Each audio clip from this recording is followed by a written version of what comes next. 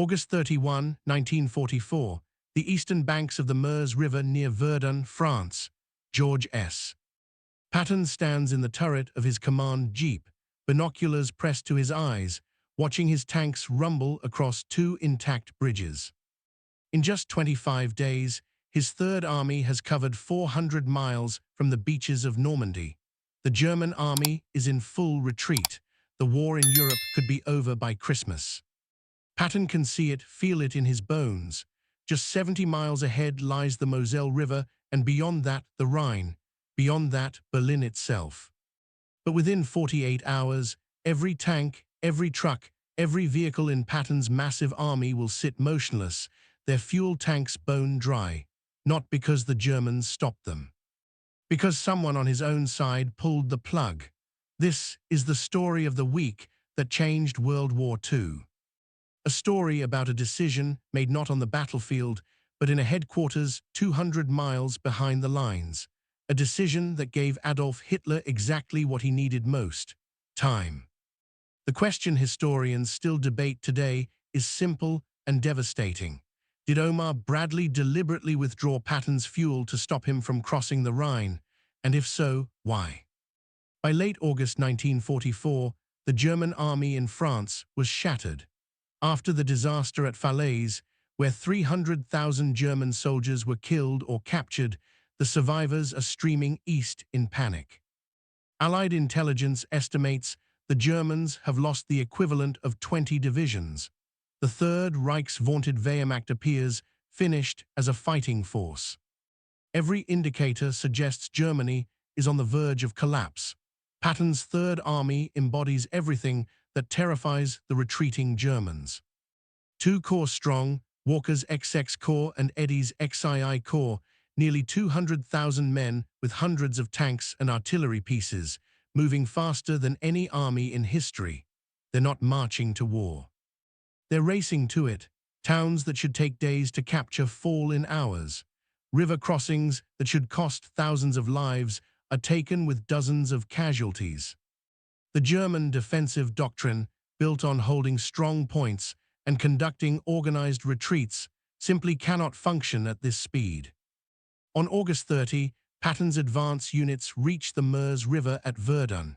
The bridges are still standing. German demolition teams haven't had time to blow them. By August 31, tanks and cavalry are across, probing toward the Moselle.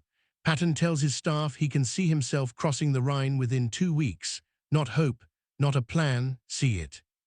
His corps commanders share his confidence. They've chased the Germans 400 miles. They've seen the enemy panic, abandon equipment, and surrender in droves. The only thing slowing Third Army down is its own supply line, stretched like a rubber band from the beaches of Normandy all the way to eastern France. But Patton has done the math. His army needs 400,000 gallons of gasoline per day to maintain this pace. On August 28, he received 300,000 gallons. Not ideal, but workable. He keeps moving. On August 30, the number drops to 32,000 gallons. 32,000 gallons for an army that needs 400,000. For 5 critical days in early September, Patton's Third Army sits idle. Not fighting, not advancing, just waiting for fuel that isn't coming. Patton calls Bradley every day. His staff sends urgent requests up the chain of command. The response is always the same. There's a shortage, be patient. Supplies are coming, but supplies aren't coming, not to the Third Army. They're going north to British Field Marshal Bernard Montgomery's 21st Army Group. Because while Patton's army sits motionless on the Moselle, Eisenhower and his senior commanders are making a choice that will define the rest of the war. Do they pursue what's called a narrow front strategy, giving everything to one powerful thrust aimed at Germany's heart? Or do they adopt a broad front strategy, advancing along the entire line, keeping constant pressure on the Germans everywhere at once? Montgomery wants the narrow front. He argues passionately for it. Give him all the supplies, he says. Give him all the fuel, all the ammunition, all the support. He'll drive straight through Holland, cross the Rhine at Arnhem, swing east, and capture the industrial Ruhr Valley. Once the Ruhr falls, Germany cannot continue the war. It's bold.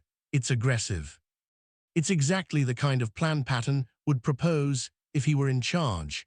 But Montgomery isn't proposing to work with Patton. He's proposing to work instead of Patton. His plan requires not just priority for supplies. It requires taking supplies away from the American armies, taking fuel away from the Third Army. Eisenhower faces an impossible choice. Montgomery commands British forces. Britain is America's essential ally. Churchill is pressing hard for Montgomery's plan, but Eisenhower's American commanders, Bradley and Patton, have been winning. They've been the ones breaking through, capturing territory, destroying German divisions. How can he tell them to stop? On September 4, Patton receives good news. A fuel delivery is coming. About 240,000 gallons, not enough to maintain the mad dash across France, but enough to resume the advance. He immediately issues orders. Eddy's XII Corps will probe the Moselle near Nancy. Walker's XX Corps will probe near Metz, find crossing points, get bridgeheads established, then push east to the West Wall, the Siegfried Line, Germany's primary defensive fortification. What Patton doesn't fully grasp yet is what those 5 days of inaction have cost him. While his tanks sat motionless, Adolf Hitler has been moving pieces across the chessboard. Fresh divisions are coming west, pulled from Italy and the Eastern Front. The 3rd and 15th Panzergrenadier Divisions, veteran units, are in training for Lorraine.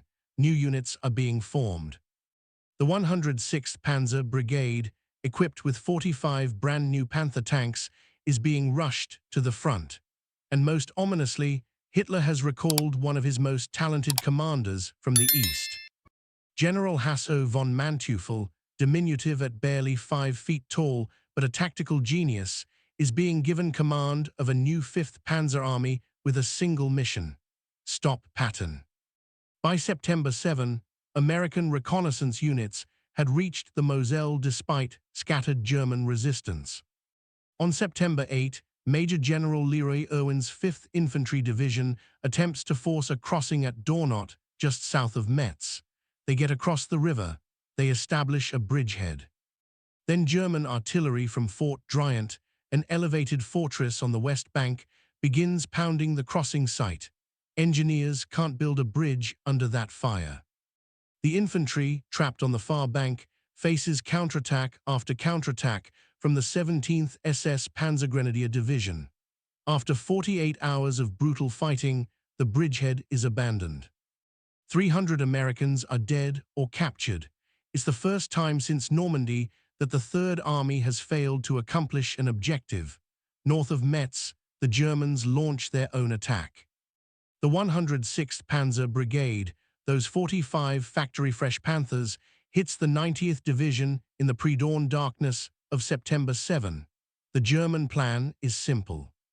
Smash through the American lines, cause panic, disrupt the Moselle crossing operations. But the brigade's crews are inexperienced. They have virtually no communications equipment. And they haven't reconnoitered the American positions. At 3 a.m., the lead Panthers blunder directly into the 90th Division headquarters. There in the middle of an American position in complete darkness, surrounded by infantry they didn't know were there. When dawn breaks, American tank destroyers, artillery, and infantry converge from all sides. By the end of the day, the 106th Panzer Brigade had lost 30 tanks and 60 half-tracks. It's a disaster. But it's a warning. The Germans aren't running anymore. They're standing and fighting, and they're being reinforced. South of Nancy, Eddy's XII Corps has better luck. On September 13, Colonel Bruce Clark's Combat Command A, led by Lieutenant Colonel Creighton Abrams, crosses an intact bridge at Dielwarad. The Germans counterattack at 1 p.m., just as the American tanks are crossing. Abrams doesn't hesitate. His 37th Tank Battalion brushes aside the German forces and drives 20 miles in a single day, destroying a dozen enemy tanks, 85 half-tracks, and capturing 350 prisoners. The breakout everyone has been waiting for is happening. 2 days later, Abrams overtakes another German armored column and destroys 26 vehicles, taking 400 more prisoners. Nancy is now in a vice. German commanders order the 553rd Volksgrenadier Division to withdraw before it's encircled. On September 12, Bradley summons Patton and 1st Army Commander Courtney Hodges to his headquarters at Withdrew. The meeting is brief and brutal. Bradley tells them the supply situation is critical. Montgomery's Operation Market Garden, the airborne assault to capture bridges in Holland, has been approved. It will consume enormous resources. Bradley looks directly at Patton and delivers the ultimatum. If 3rd Army isn't firmly across the Moselle by September 14, it will be ordered to assume a defensive posture. Defense. The one word Patton hates more than any other. Years later, Patton will write about this moment. Had I not secured a good bridgehead by that time, I was to stop arguing and assume the mournful role of a defender. Mournful, that's the word he chooses. For Patton, defense isn't a military posture, it's death. He has 48 hours.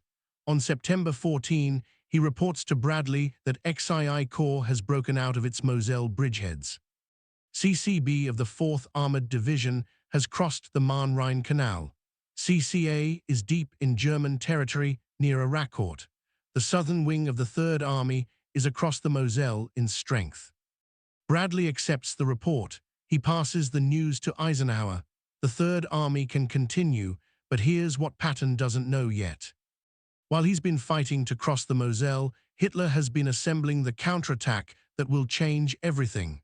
September 18, 1944. Dawn. A thick morning mist clings to the forests and fields around Lunéville on 3rd Army's right flank. Out of that mist rumbles the lead elements of the 111th Panzer Brigade. 45 Panther tanks, their long 75 guns capable of destroying any American tank at over a mile. Behind them, Panzer Grenadiers in half-tracks. This is Manteuffel's opening move. The attack hits the 42nd Cavalry Squadron with devastating speed. The lightly armored American cavalry vehicles are no match for Panthers at close range. In minutes, 6 M8 howitzer motor carriages are burning wrecks. The cavalry fights back for 4 hours, trading ground for time, calling desperately for support.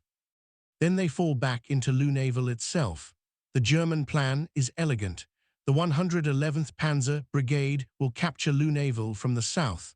The 113th Panzer Brigade will strike from the east. Once Lunéville falls, it becomes a staging base to drive north toward Chateau Salins, cutting off the American spearhead, forcing Patton to abandon his bridgeheads and retreat across the Moselle. If successful, it will undo everything the 3rd Army has accomplished, but the Americans respond faster than Manteufel expects. Elements of the 4th and 6th Armored Divisions converge on Lunéville. Artillery units already in position begin firing, and the 704th Tank Destroyer Battalion, equipped with M18 Hellcat tank destroyers, races toward the sound of the guns. The fighting that day showcases a little-known advantage American tank units possess. German Panthers have superior armor and superior guns, but they have hand-cranked turrets. It takes German crews precious seconds to traverse their turret onto a new target. American Shermans have hydraulic turrets. They can swing onto target in a fraction of the time. In close-range combat, that difference is life and death. Second Lieutenant Richard Buss, commanding a platoon of M18 Hellcats, positions one of his vehicles behind a railroad embankment with only the barrel visible. From there, his gunner fires an armor-piercing shell into the side of a Panther 300 yards away. Buss watches the tank explode. The flames were transparent orange, rising with startling swiftness. They rose through the branches of the trees to a height of 60 feet. By the end of the day, the 704th has destroyed 8 Panthers without losing a single tank destroyer. The Germans, bogged down in Lunéville, bypass the town and continue north. Patton, receiving reports of the attack, makes a critical mistake. He dismisses it as another local counterattack. I was determined that the attack on the Siegfried Line should go on despite what had happened at Luneville. But this isn't a local counterattack. This is the beginning of a week-long armored battle that will consume hundreds of tanks and prove the Germans are far from finished. September 19. The 113th Panzer Brigade attacks Arracourt, where Abrams's 37th Tank Battalion guards the flank. 2 columns of German armor emerge from the morning mist. 11 Panthers in the lead column. Abrams's Company C is waiting in concealed positions. The first 3 German tanks are destroyed at close range before the others even know they're under attack. The surviving Panthers turn southwest, trying to escape. Captain Richard Lamison takes 4 Shermans and races along a ridge to cut them off. The Shermans pop over the crest, fire into the flanks of the German column at 900 yards, destroy 5 more tanks, then disappear back behind the ridge. When they reappear at a different spot, they finish off the remaining 3 Panthers, 11 for 11. The entire German column was destroyed. Meanwhile, the western thrust of the 113th runs into a platoon of Hellcats from the 704th. Another major firefight erupts. 7 more German tanks were destroyed before the Panthers broke off. In the afternoon, the Germans try again near Arracourt. They lose 9 more tanks. A task force from the 37th Tank Battalion counterattacks, driving through Arracourt and pushing the Germans back. The losses are staggering. On September 19 alone, the Germans lost more than 40 Panther and Mark IV tanks. Third Army loses 5 Shermans. The 4th Armored Division crews are doing what American tank doctrine preaches, using mobility, speed, and superior gunnery to offset the Panthers' advantages in armor and firepower. On September 20, the Germans attacked again. This time, they catch the 37th Tank Battalion shifting north to prepare for the advance toward the West Wall. The battalion's artillery and support units are left exposed at Arracourt. When German armor appears out of the fog, it's up to the gunners of the 191st Field Artillery Battalion to fight them off. Artillery crews designed to fire indirect support missions are suddenly in direct combat with Panther tanks. They fight desperately until the entire combat command turns back to relieve them. Near Moncourt, a platoon of German Mark IVs and anti-tank guns ambushes Company C of the 37th Tank Battalion. 6 Shermans are destroyed before Company B arrives to help. The battle rages into the afternoon. By day's end, the Germans had lost 18 more tanks, but this time, American losses are heavier, 12 Shermans destroyed. It's the costliest day yet. Hitler, furious at the lack of progress, sacks the commander of Army Group G, General Blaskowitz, and replaces him with General Hermann Balck. Balck immediately orders Manteuffel to continue attacking regardless of losses. The counteroffensive must succeed. Germany needs time to prepare defenses along the West Wall. Every day Patton is delayed is another day German engineers can improve fortifications, another day fresh divisions can arrive from other fronts. September 22. Out of the fog comes the remnants of the 111th Panzer Brigade, striking toward Juvilliers on the left flank. They punch through the cavalry screen, destroying more than half a dozen M5 Stuart tanks in minutes. Company C of the 704th Tank Destroyer Battalion rushes forward. P-47 Thunderbolts from XIX Tactical Air Command roar overhead, firing rockets and machine guns into the German column. Companies A and B of the 37th Tank Battalion race north from Lezy. Company A gains high ground west of Juvilliers. With massive artillery support, they stop the German advance. Company B engages Panthers inside Juvilliers itself. The combination of armor, artillery, and air support is too much. The Panthers pull back. As they retreat, the Thunderbolts savage them. the 111th Panzer Brigade loses 17 of its remaining 22 tanks. Both Panzer Brigade commanders are killed in the two-day assault. On September 23, Manteuffel, knowing the attacks are hopeless but under direct orders from Balck, throws what's left of both brigades at the Americans one more time. They lose more tanks. They accomplish nothing. And then, on that same day, September 23, 1944, Omar Bradley issued the order that ended everything. The Third Army is to assume a defensive posture immediately. No further offensive operations. The decision has been made at the highest levels. Fuel and ammunition will be diverted north to support Market Garden and the British advance.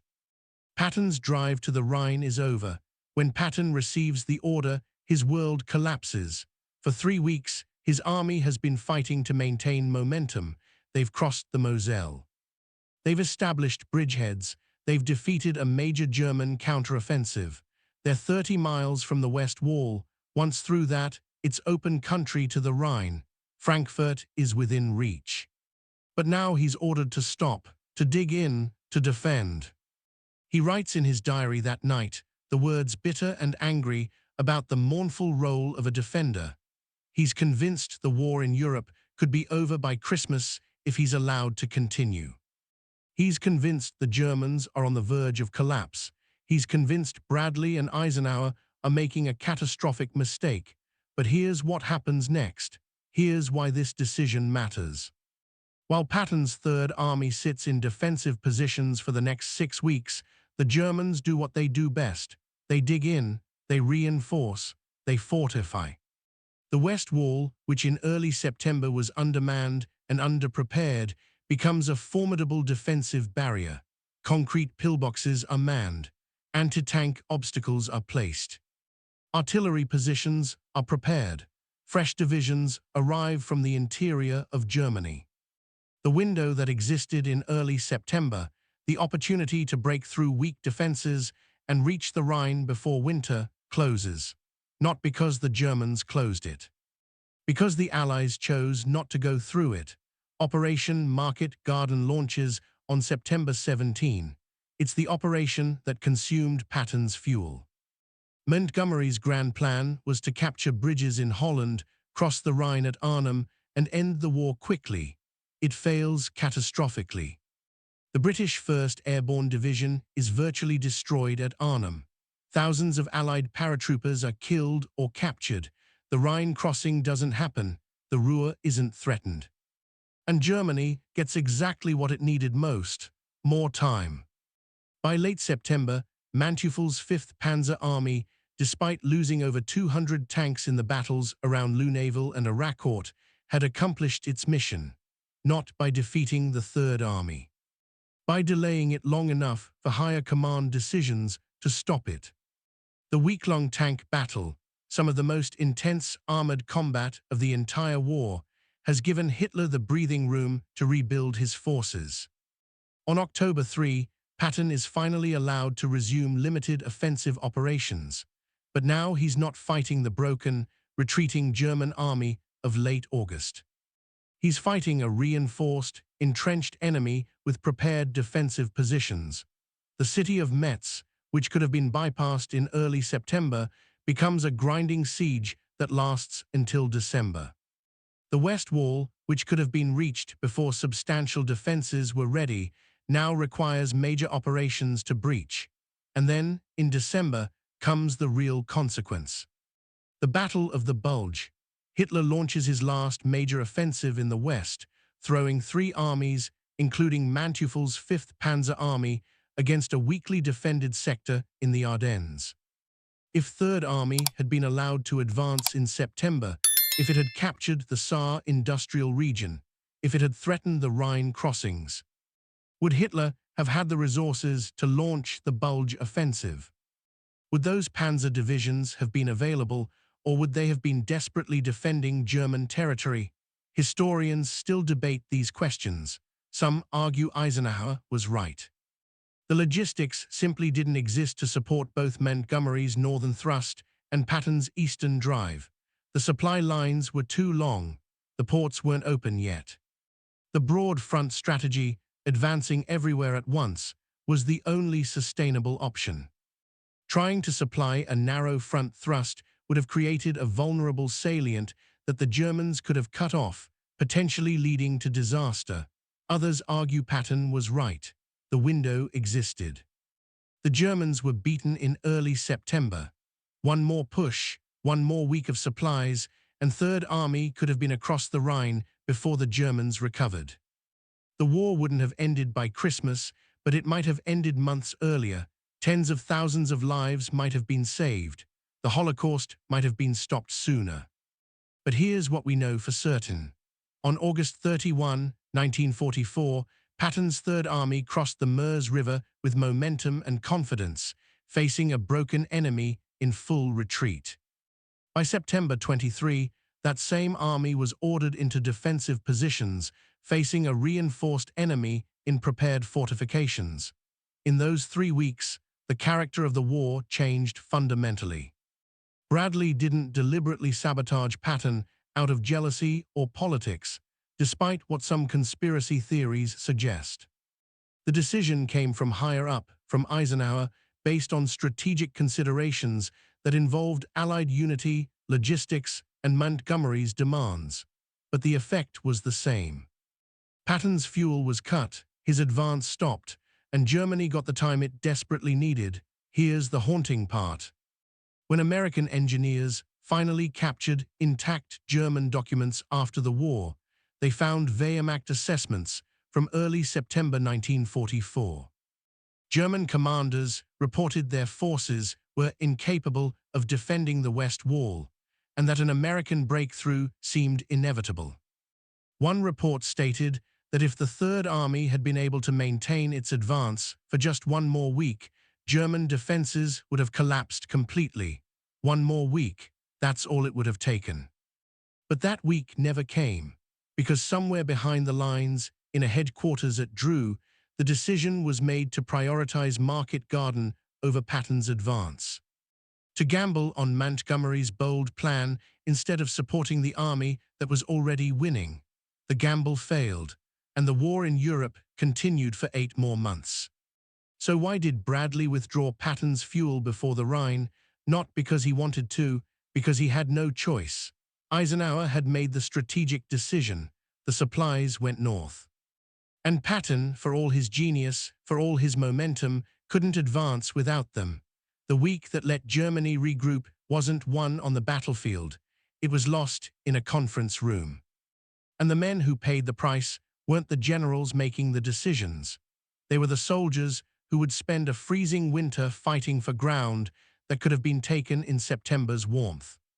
What do you think? Was Eisenhower's broad front strategy the right call, or should he have given Patton the fuel to finish the job?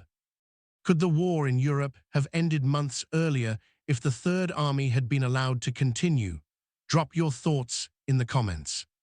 If you found this story as fascinating as I did researching it, hit that like button and subscribe for more deep dives into the decisions that shaped World War II. Next time, we'll look at what happened when Patton finally did cross the Rhine in March 1945, and why he did it with such fury. Thanks for watching, and remember, in war, sometimes the most important battles aren't fought with tanks and guns, but with supply requisitions and strategic priorities.